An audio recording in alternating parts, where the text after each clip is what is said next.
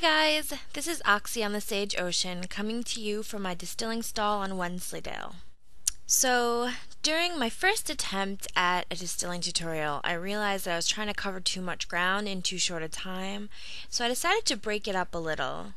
Here I will attempt a beginner level introduction to the distilling puzzle and some of the basic techniques and strategies that you'll encounter. And then later on, at some point, I would like to do a more advanced tutorial.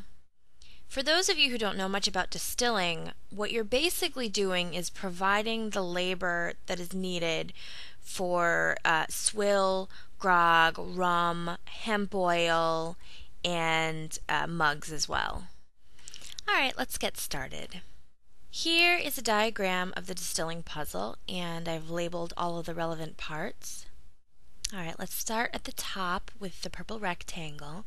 This is the still, and the marks on the still indicate how full it is. To complete the distilling puzzle, you need at least 12 columns of good rum to get sucked up into the still. Alright, the next part I want to look at is the bottom right-hand corner, that red rectangle.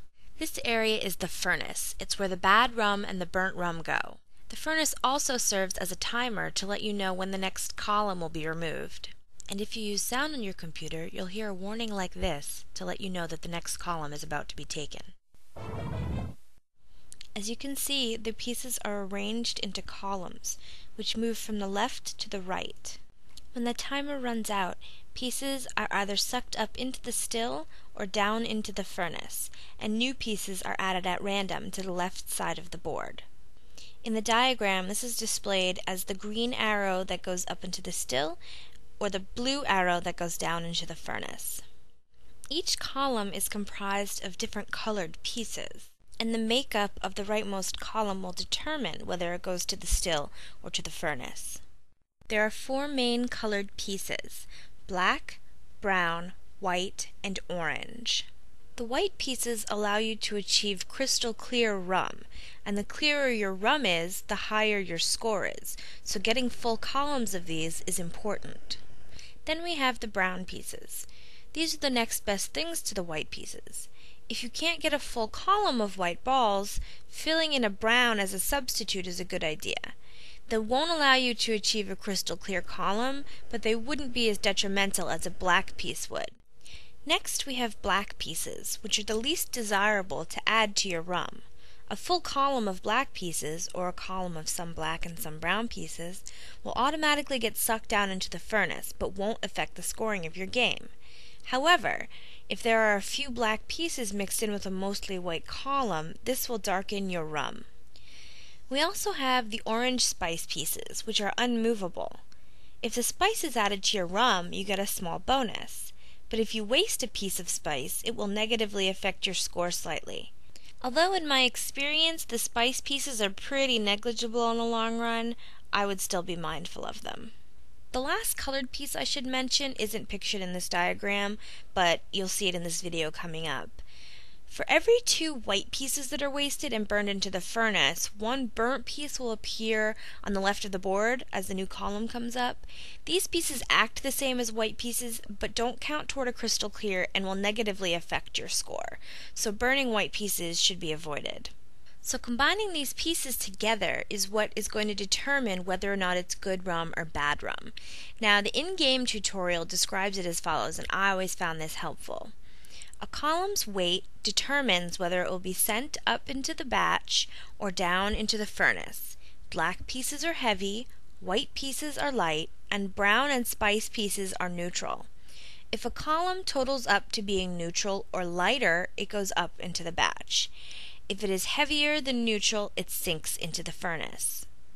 In other words, if the whites, including the burnt whites, equal or outnumber the blacks, it goes up.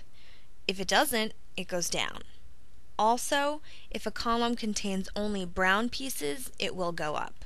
Now that you understand the basic parts of the puzzle, let's get to the fun part. Each colored ball has a distinct pattern of movement. To move a piece, simply click on it and drag it to an adjacent piece. This will swap the pieces. Now, because each piece has its own movement pattern, not all colored pieces can be moved freely. You can tell which way the pieces are able to move if they have a connection between them. If there's no connection, the ball can't move in that direction. Learning and memorizing these patterns of movement is absolutely the key to conquering the distilling puzzle. I can't stress it enough. You have to learn them by heart.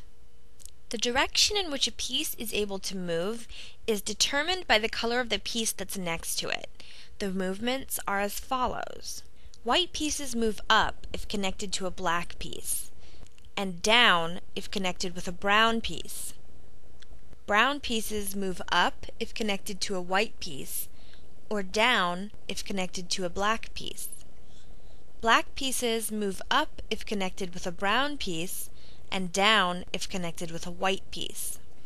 Don't forget about spice pieces either.